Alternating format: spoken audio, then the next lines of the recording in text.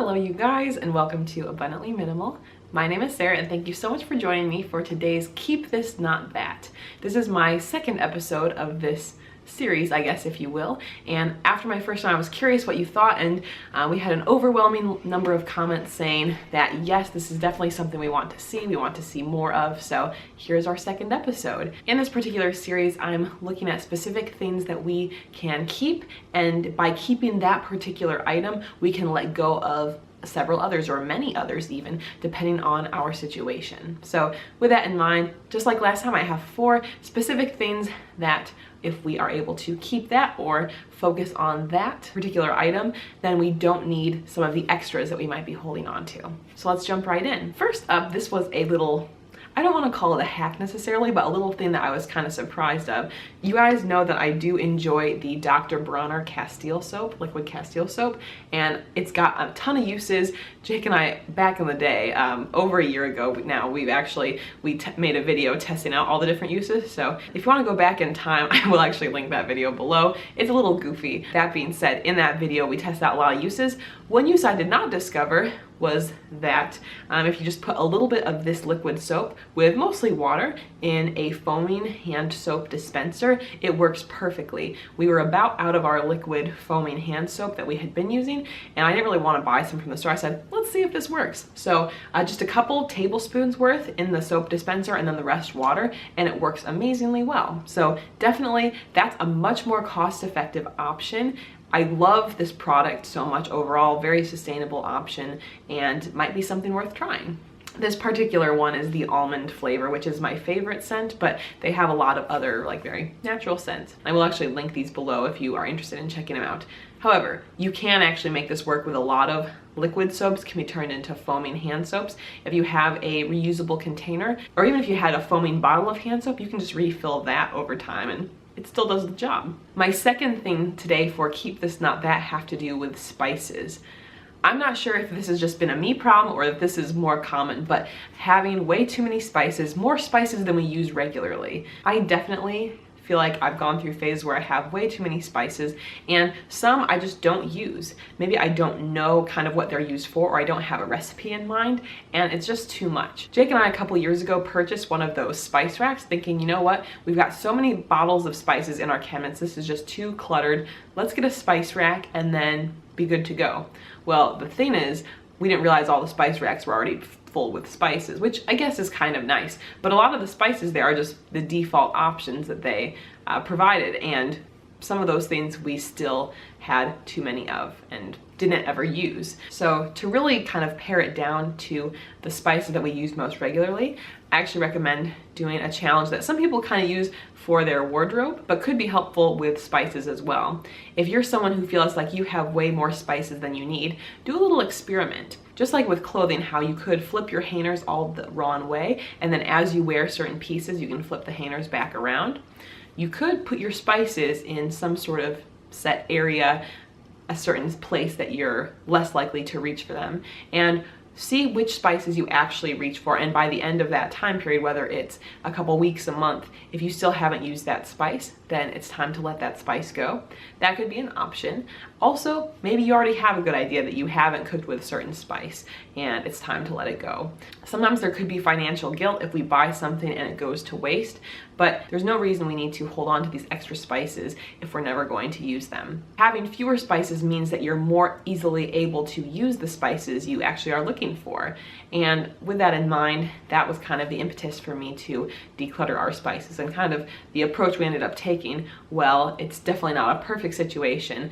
I just kind of acknowledge, okay, none of these spices from this spice rack I've used, let's dump them out. We can refill those same containers with other spices that are in the pantry right now and just make things so much more simplified.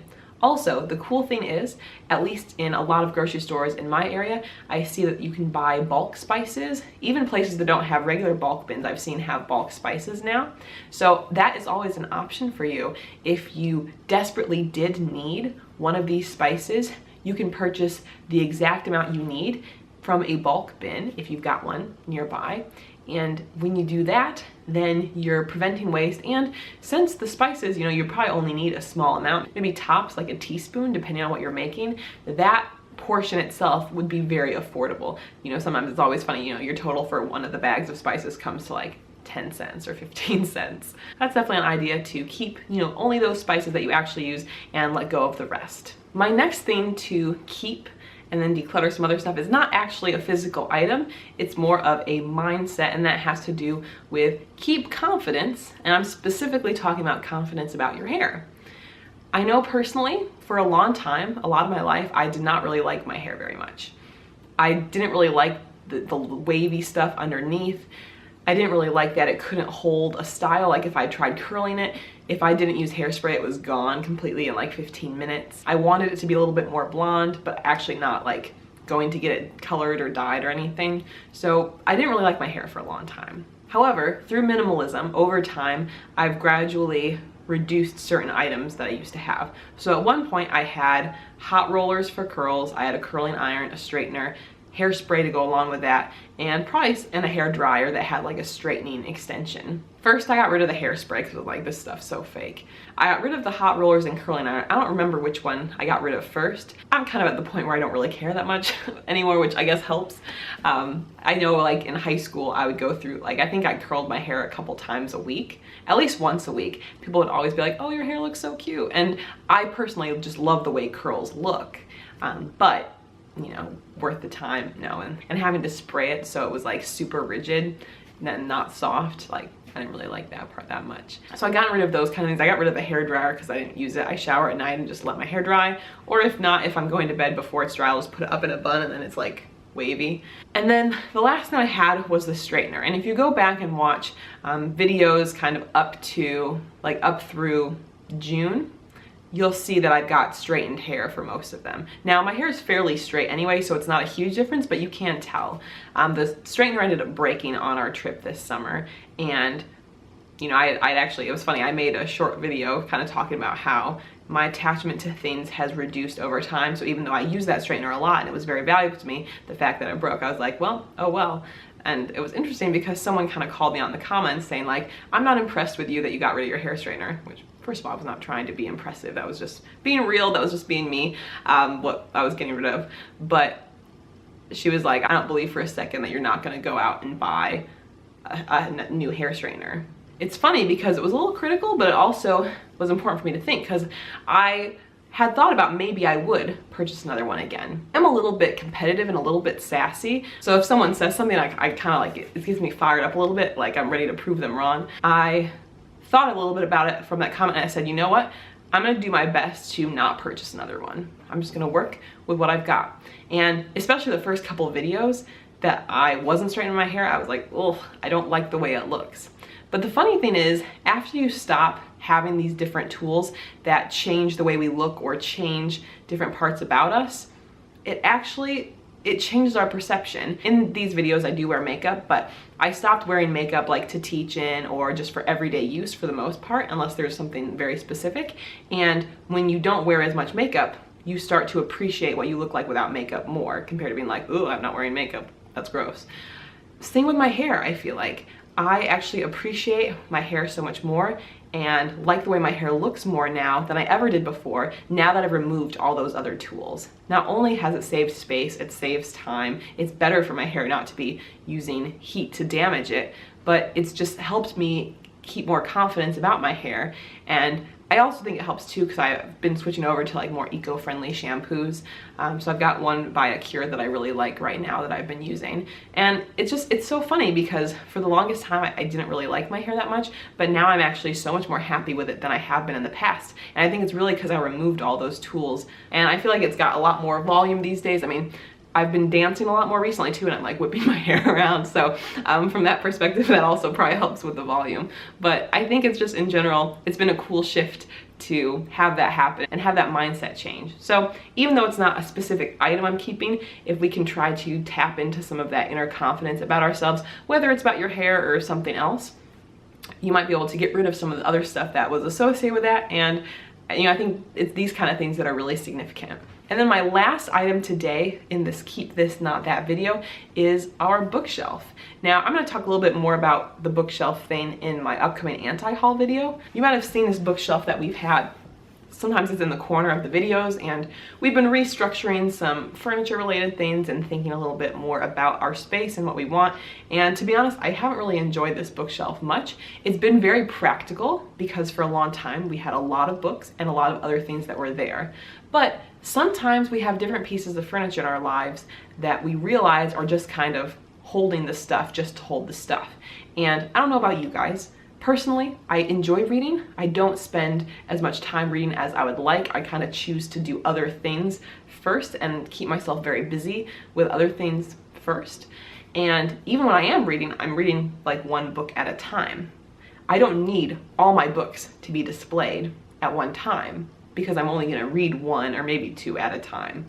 With that in mind, there's no reason why I need this large piece of furniture holding all of these books, especially since the approach I've been taking is once I read a book, then I get rid of it. Pretty much 90% of the books we have I haven't read, or Jake hasn't read, vice versa. They're mostly mine at this point. But once I read a book, then I can get rid of it, unless there's like specific strategies that I need to go back to. With that in mind, I feel like this bookshelf was encouraging us to hold on to more than we needed and also display things more than we needed to always be displayed. We do have some extra storage areas throughout our apartment here where some of those items could easily go.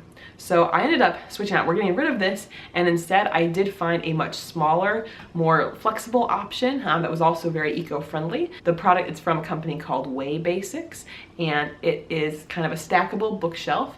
It's flexible though, so it doesn't have to be just a vertical like bookshelf. It can be adjusted into other configurations. It's this Z-board construction, so it's not actually wood, but it's made of purely like 100% recycled paper, cardboard, paper product materials, and it's very strong. I think each individual box can hold like 50 or 100 pounds, so they're very sturdy. You could stand on them, even though I'm not going to, but I was able to put that together last week after school, and we put it in our bedroom now, but you can notice that it is significantly smaller than this other bookshelf, and also is more of the aesthetic that I am wanting to do. I do like different home furnishings that are white, especially compared to, you know, this wood color here. So we are going to be getting rid of this larger bookshelf and keeping this much smaller one. This is a very specific example, but if you have different pieces of furniture around your space that are purposely larger to store more of your stuff, maybe those are things that could be downsized, especially if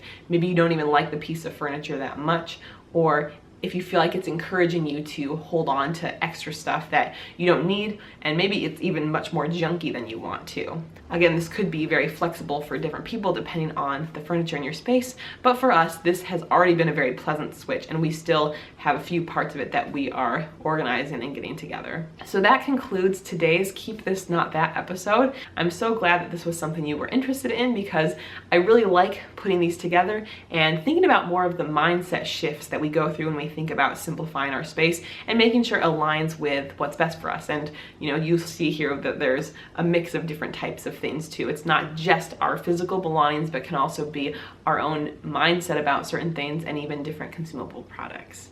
If you guys would like to check out our past episode of Keep This Not That or other videos, you can do that right over here, and you can subscribe to the channel if you haven't done so already. I look forward to seeing you guys in the next video. Bye.